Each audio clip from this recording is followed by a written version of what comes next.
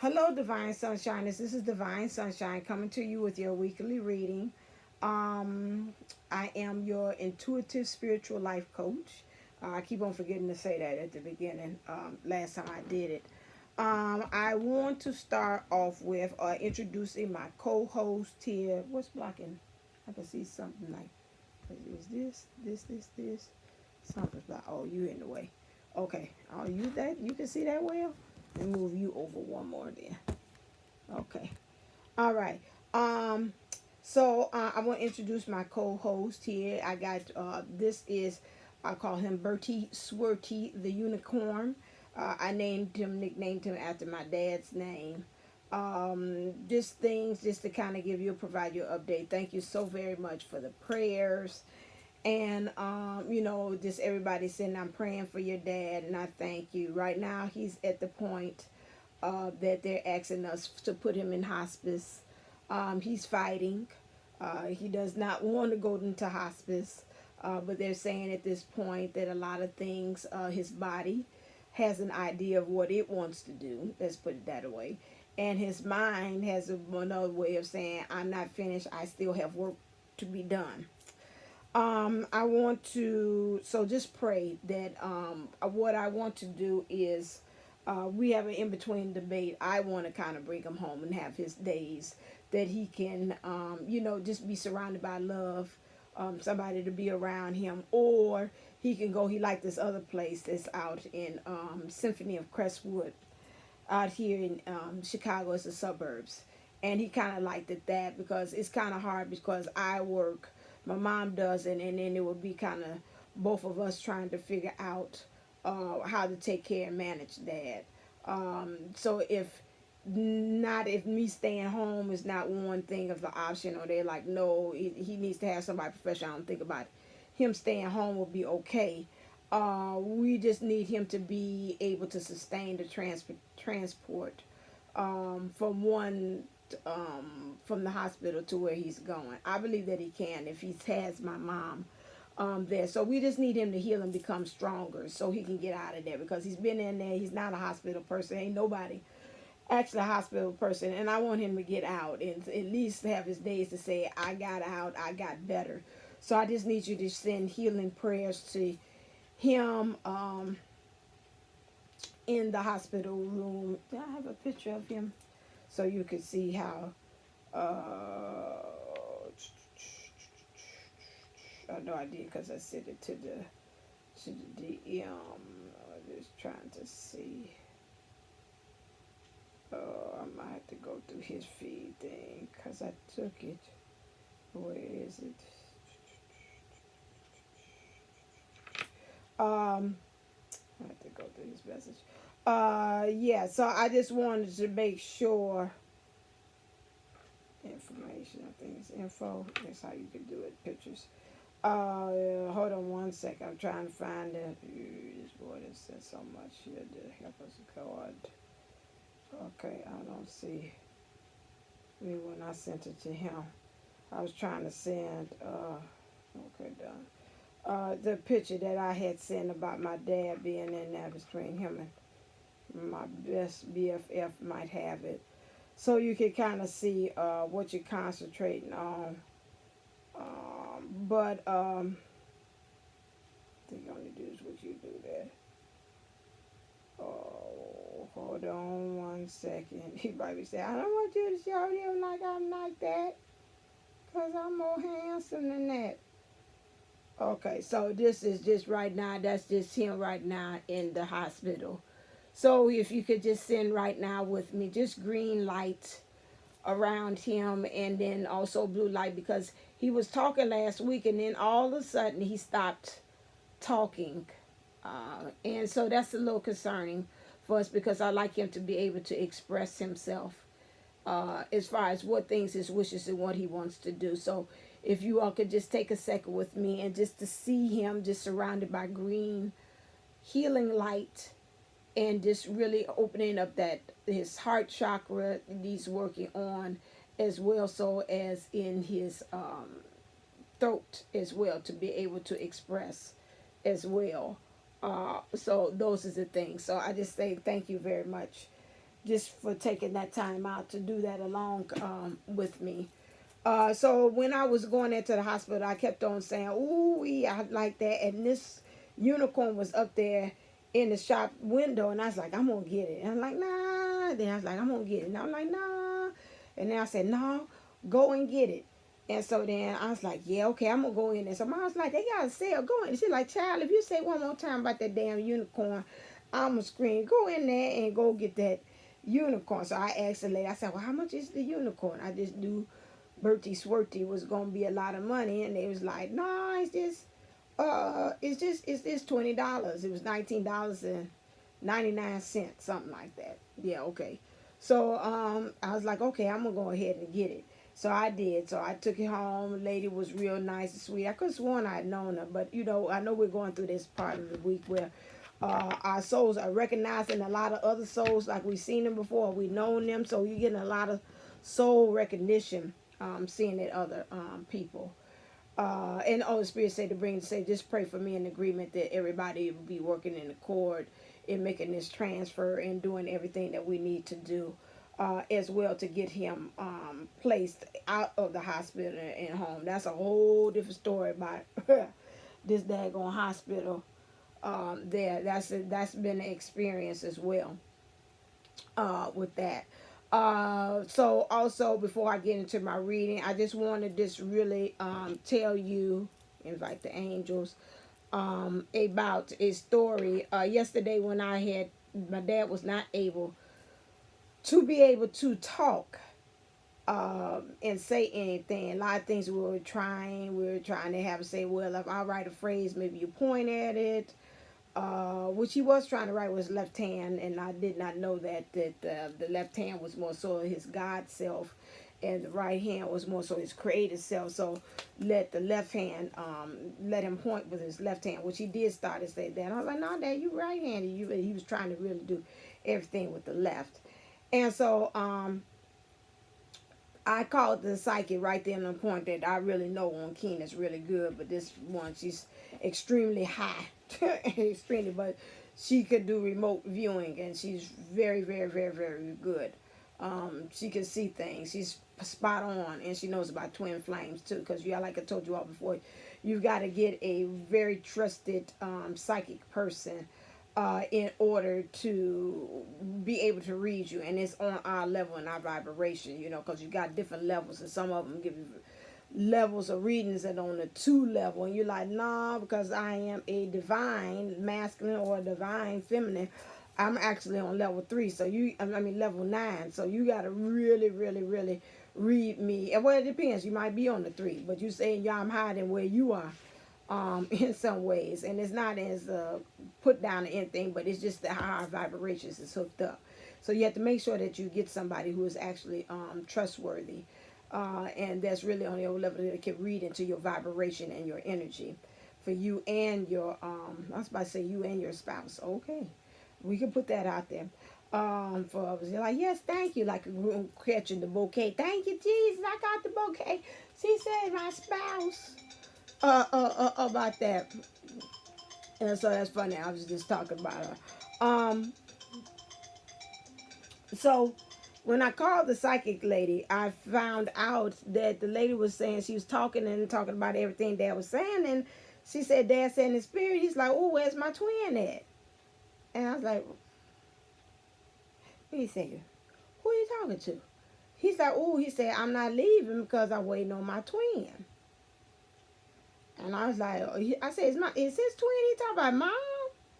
And so the reader was like, "Yeah, he keep on talking about twins, twins, twins, twins, twins." So he was saying that, when he takes his last breath, that he wanted my mom to be there.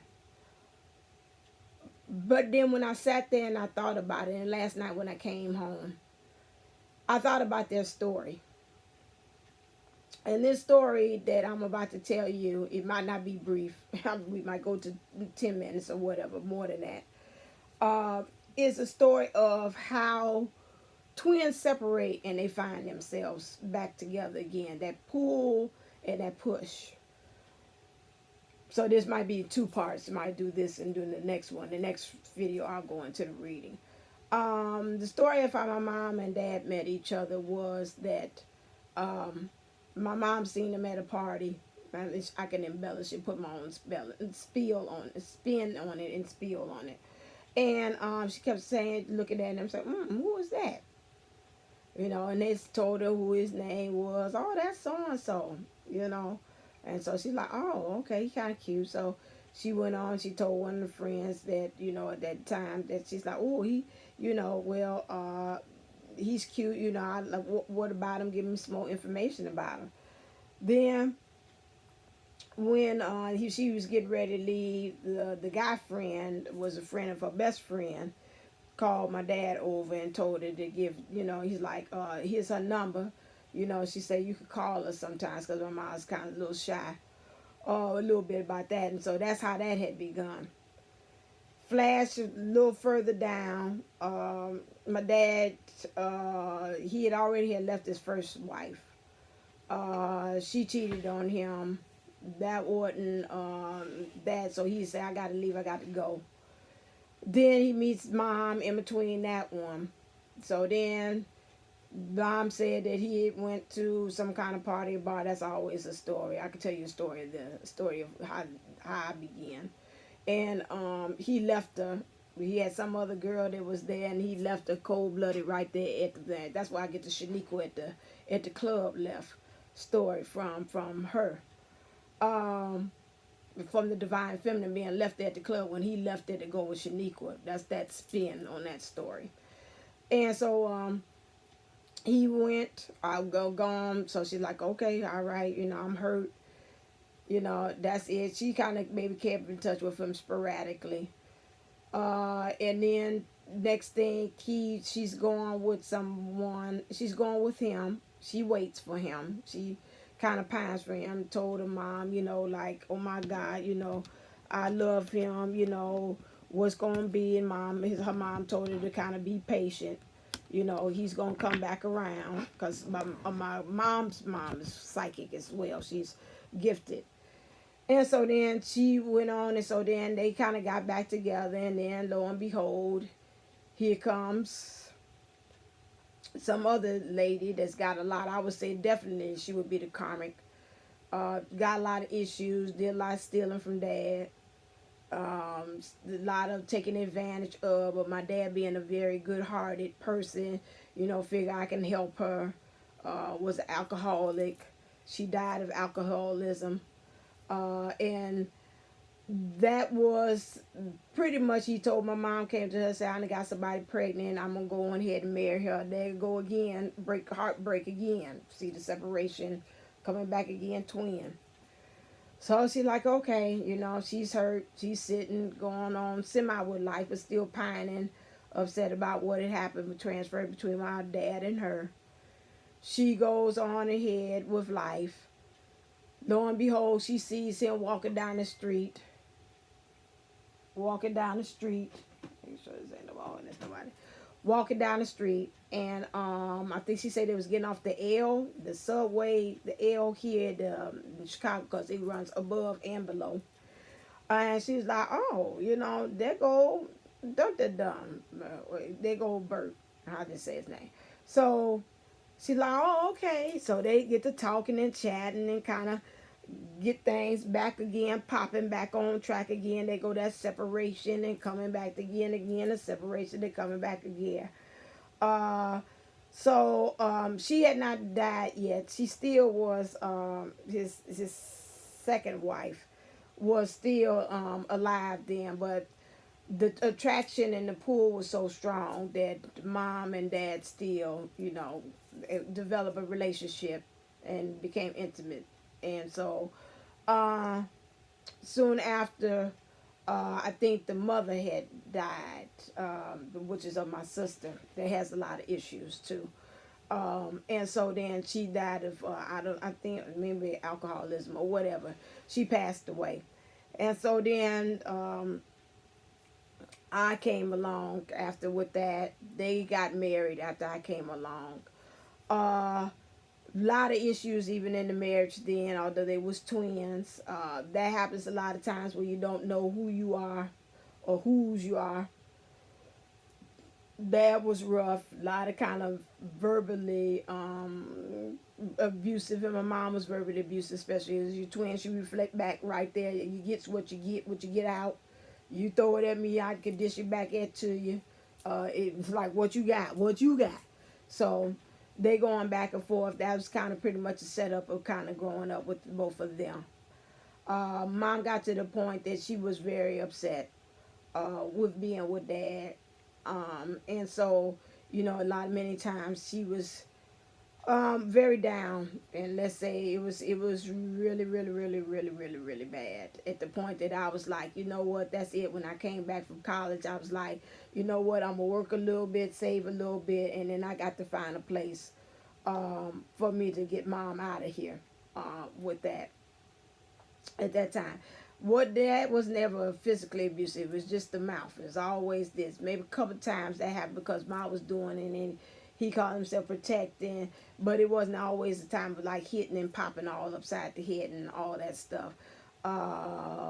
Didn't get to that. Got to that one time. I remember that mom said at the beginning, and that was it. I believe that he was kind of nervous, and he was going off of some things that he had seen off of television because he had just bought a house.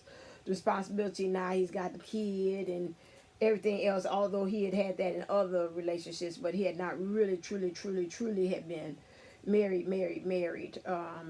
You can see even from the first ones that he wasn't. He was pretty much got married and then said, oh, okay, well, it's time for me to go home now. And his first wife's like, what? Nah, we married now, you come home with me. And so that was just how new my dad was then. So this third marriage, and the other one was in and out, and she wasn't doing too much of anything because she's alcoholism, stealing. So that wasn't really a true marriage. If having somebody to really focus and say, I love you, and doing the really unconditional love like my mom did with my dad. That was that. So I moved her out, had her move with me. You know, and that. So it was a moment of separation there, a big separation where it was, we still would go out, we still would hang out with each other, we still would go to family events together, we still would go to the show together. Holidays come, he would come and eat over at my condo or my place and things like that. We still was connected, you know, in that regard. Then flash forward, then I got the where I am now house, and so then one night we fast forward with 2014, 15, 2015 I think. Fast forward to that. Dad calls in the middle of the night. He's still staying at the family house. We're here. Saying, you know, I think you need to check on me. I'm like, what happened? So then he had gotten to the had his little had a thing where his intestines had twisted around. He had gangrene in his intestine, and from that point on, Dad has been with us ever since. And so now we fast forward into now to 2019, where now we're at here where we're like at the end of the cycle, which is now in pretty much transitioning, and he's doing his thing. I say all of this is for you all that's kind of holding out and saying, I've been at this for a long time with my divine masculine. It came to me and I sat on the side of my bed and I said, you know what? You know, this story, although it has its bumps and bruises, and like my mom loves a song with Gladys Knight that says, between every line, if anyone should ever write my life story, you're the best thing that ever happened to me.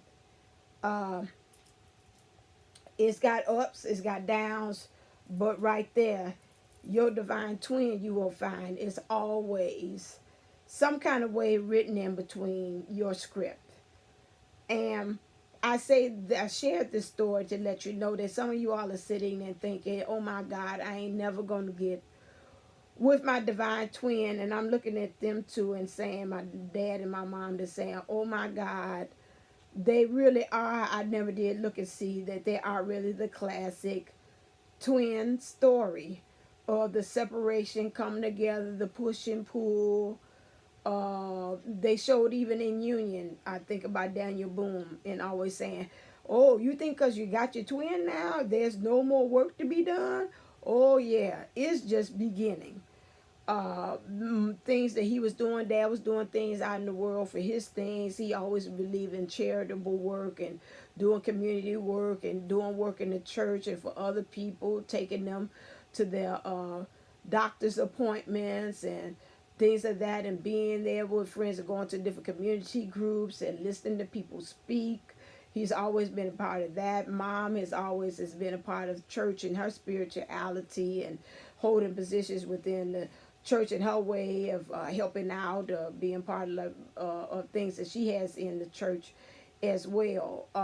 So they've always believed in and instilling in me the thought of community and doing for others. That's always been instilled on me for both sides. But like I said, still with this journey, and you're saying you might think that you're not going to be with that person.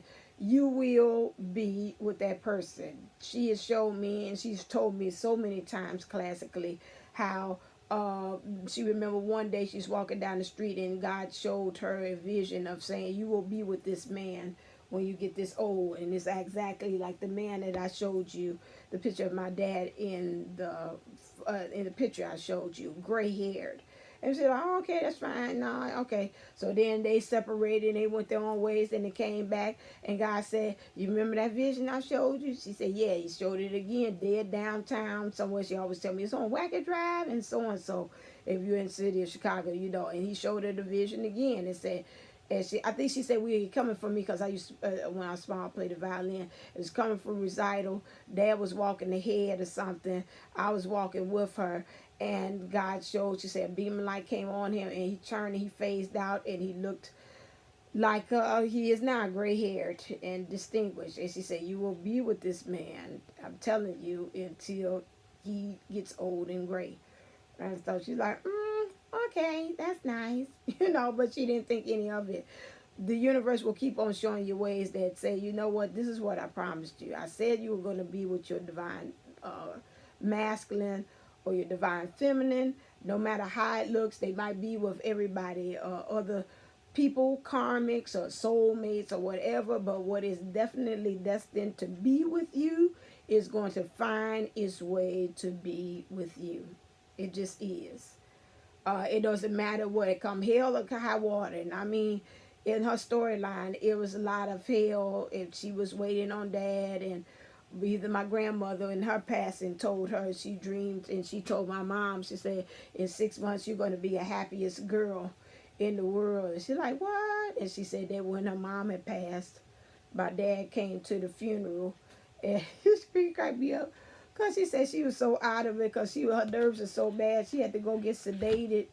And she told her best friend, which reminded me of my best friend, and she said she was kind of half in and half out of it. And she said she seen Dad come up into the casket. She said, oh my God, that's Bert. She's like, and then she went right back into a jumping sleeping again, and just was like, oh my God, that's my world. She didn't know why she lit up like a Christmas tree. And we've all had that experience with our divine counterparts, how they make us giggly and high school sweethearts all over again, and high school crush when we see them. So for those of you all that's thinking, and I'm saying this, I'm going to stop at 25. This is a lesson of hope to let you know that you do, no matter what the separation that happens or occurs, you are destined to be with your divine counterpart. It will happen. It might have a lot of curves, what I tell you about light. It might get on the path, off the path, on the path, off the path. But they do. And even with your divine masculines, divine feminines, I'm going to say this again, and I know that even experience from my own, I do not say anything that I'm not having experienced myself or been pissed off or upset with my divine masculine as well. I have my moments. I do. Don't trust believe and think, oh my God, she's over the show and over her channel and she's this, thinks her divine masculine is this divine. No, we have our moments. I call my crash and burn moments that I think with the divine masculine. And you have to think, for my dad, like I told my mom, I said, well, why didn't, if he was my twin, why did he do half the stuff that he had did? And my answer was to her is that you have to think of this. And I put myself in my divine masculine self and I channeled. And I said the divine masculine, for them, you have to think of that this is a very great love that they have for you. That in order to think about it, just like a parent, when you try to chastise your child or you try to punish your child, a lot of times you say as a parent, this is hurting me more than it's hurting you. And literally it is, because to see your child in pain, if you all believe in giving your child whoopings or putting them in time out or telling them, no, you can't go to the on that date, or you can't go out, and you crying and they saying, oh, but it's everybody's going, and you can feel that hurt coming from your child as you're telling them the answer is no, and you trying to hold firm, and the part of you's like, let me go ahead and just go and give it to him because I don't want to see my baby cry.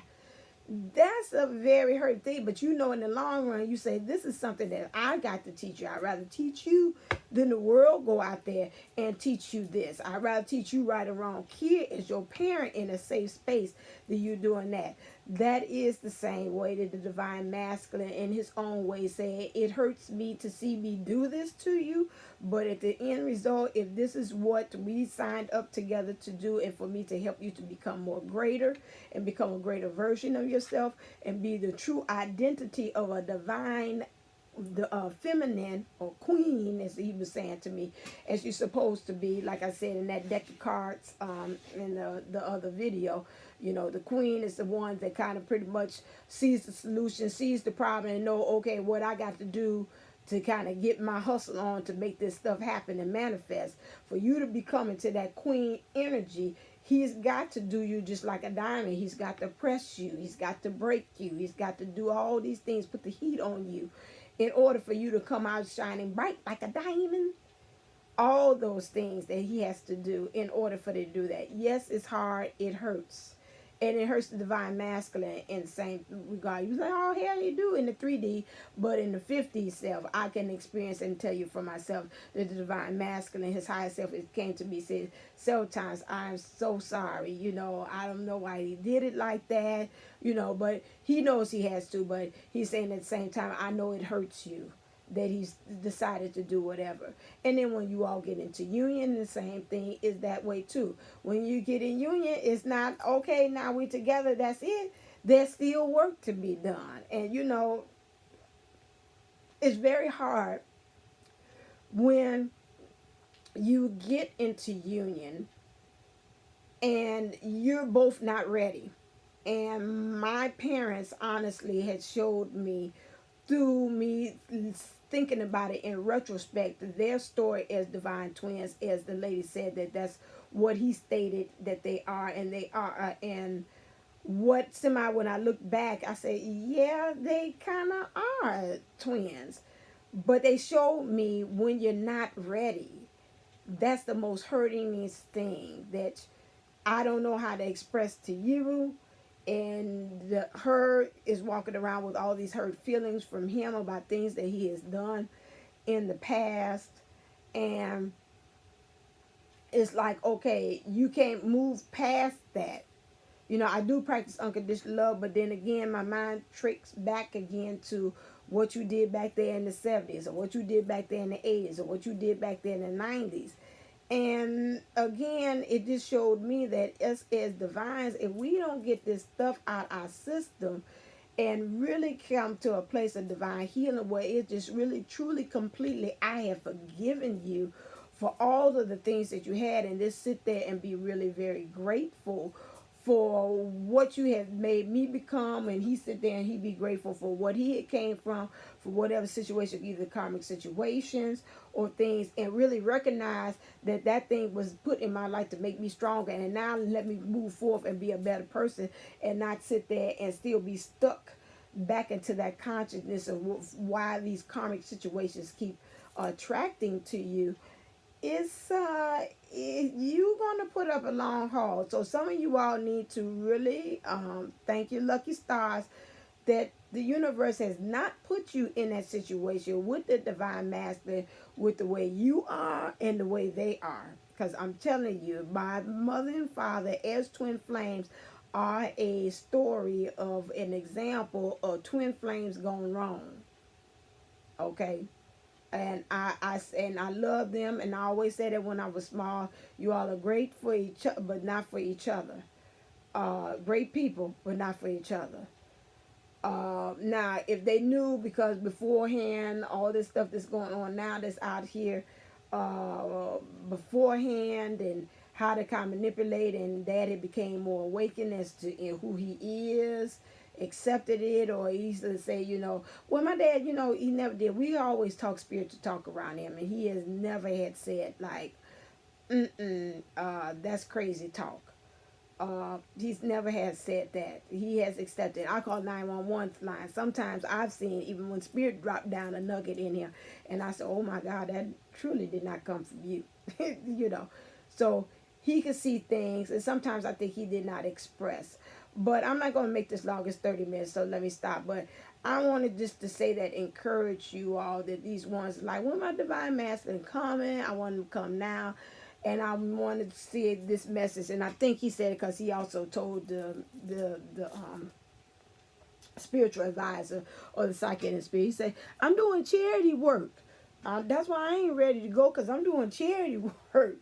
And so I'm on to carry on his torch and do for him what he cannot reach as many as you all, that through his story is that, don't come to the point that when you're ready and you just got your stuff together and you are hospitalized, or you can't really do, or you doing your charity work from the hospital room, or you say I'm doing charity work. Who knows? I don't know. Like I tell you all on this channel, we all don't know how the pieces of these puzzles is all going to fit together. We just got different facets, like a diamond. We just got different facets of it. But all of us is not seeing the whole totality and the whole radiance of this diamond, of this a journey called the twin divine unisoul journey, or twin flame journey, or whichever way that this journey to your divineness or your ascension is leading us to. And so I dedicate this here, just the true, like I said, twin flame journey. Maybe not going wrong, but just saying that it's some things that if you don't know and you're not ready, I would say, work on yourself. Do the work. If you honestly can look at yourself and say, it's still some things that I got to work on, do it. Especially you want union. Don't want it so bad that you're going to cheat your way and say, okay, I'm going to shortcut my way. And then when he come here, I'll work on it when we get in there together. No, some of them you going to work together when you're together, because it's some pieces of the puzzle. You got to actually like take your lessons that you learn by yourself, and then you got to apply it while you're actually in the relationship with your twin. That I know for a fact. Again, and then you got to really know how to go back and say, okay, let's stay grounded in this. Let me not go back to my old self, because they're going to kind of test in you. It's going to tell you, like, do you really truly got your together? Did you really learn while you were going through that process, or you being separated from your twin? But if in nothing else, still, I would say a true story of a twin flame journey, and to make sure that you keep hope alive, that it does happen. You do get back with your twin when you're at a space or vibrational level that you all are ready to be with each other. And then I was saying, and when you together, that's when the real work begins. Okay, the work, you think that was it? Nah, the real work begins, because now you got to kind of really work it out between your other self, and kind of find that way of how we mesh and bring it all together. Because I know it's another channel that I look at as Sherry and Ted or something like that, those two things, and I look at them and I be like holding my breath, and he like, well, nah, that ain't that. And you can see that kind of clashy thing. And so now they're married and they're together, and so you got to kind of work that groove out where our rhythms might not always be syncopated and everything, don't be copacetic all the time. And so it's just like really saying, try to forewarn you, you want it to be really, when you come, that it is bliss and it is truly union. However, like I said, with them, I've also seen 35. I stopped. But I've always seen beautiful moments in which both of them have showed unconditional love to each other. They have their own language of understanding each other. Sometimes they would double team against me about some things, you know, and say, well, that's just how she is. And, you know, whatever. So, you know, even with that kind of discord that does happen, they both know how to get together. So, you know, again, pray for my dad, pray for my mama's strength, because it's hard for her. That's her thing of her other. It's like every thing in life that she's seen, every place he's been a part of, like I say, between every line. And literally is between every line. He's been there. And that's a little hard for her to do. And it's hard for me to do as well. So, again, next video, I'll go into the reading. But I just wanted to bring you some hope to say you do get reunited with your twin. I have living proof.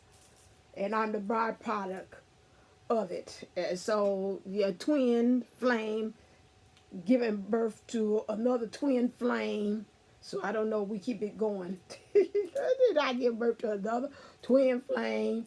So we'll see on that. So I say until next time in parting, take this, think about it, let it be a blessing. Let him continue, my dad, do his charity work through this message about their love story between every line. And so I'll say again, be uplifted, be motivated, be ascended. Namaste, Namago.